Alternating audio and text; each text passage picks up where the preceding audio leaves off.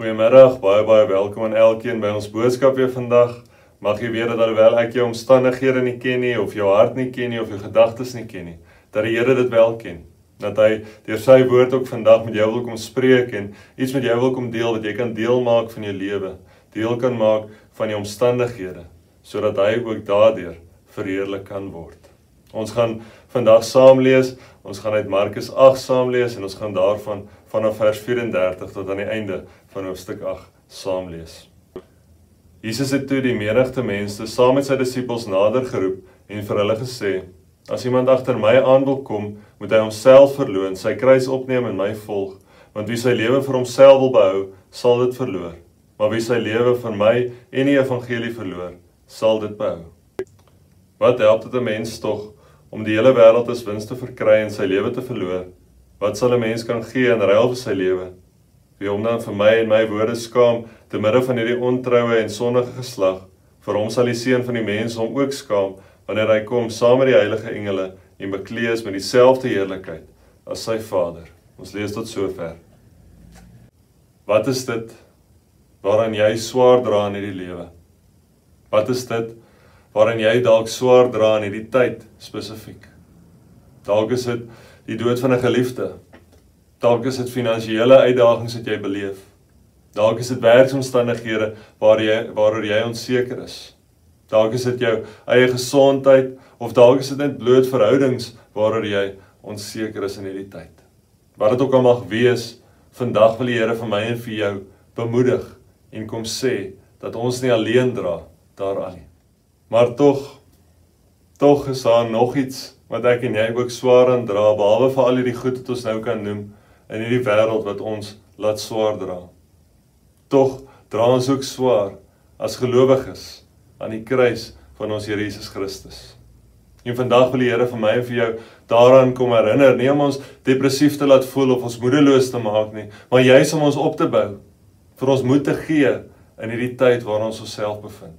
Want sien, wanneer ons sê dat ons die kruis op onsself dra, soos wat Christus hier vir ons die opdrag kom gee om te doen, dan beteken dit 'n lewe van oorgawe voor hom, 'n lewe van totale oorgawe aan wie hy is. En hierdie kruis wat ons op ons neem, beteken nie 'n lewe van selfverryking of 'n lewe waarin ons self raak gesien word nie, maar 'n lewe juis waarin Christus raak gesien word, waarin ons onsself opoffer, sodat ons soveel meer kan terugkry daardeur, sodat ons die ewige lewe kan terugkry, ook daardeur.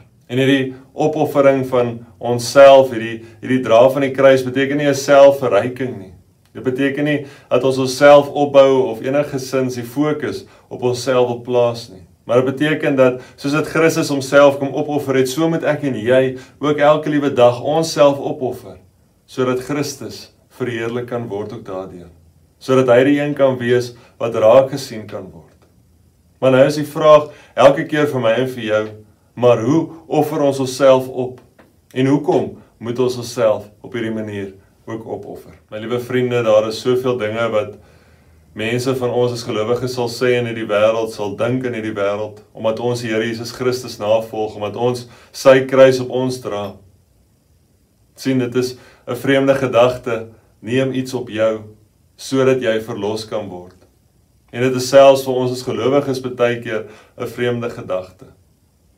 Maar die ding is eintlik dat hierdie nie eintlik soseer 'n opoffering is nie, as wat dit 'n oorgee is nie. Ons gee ons lewens aan Christus oor, sodat ons die ewige lewe ook kan terugkry as gevolg daarvan. Sodat ons die ewige lewe saam met hom kan ingaan en saam met hom kan leef in sy heerlikheid. En daardeur sê die Here eintlik vir my en vir jou dat ons nie net kan sê dat ons lewens vir hom opoffer nie, dat ons die kruis op ons dra nie, maar ons moet dit ook wys in die manier hoe ons leef. Dis hoekom ons moet lewe vir Christus en die evangelie, want die evangelie dwing ons tot getuienis. En in hierdie tyd is dit so uitdagend eintlik om te kan getuig, maar dit is so wonderlik dat dit so uitdagend is, want dit forceer ons om kreatief te dink oor die manier waarop ons ook sy woord verkondig en sy woord versprei, waarop ons ook sy kruis op ons dra.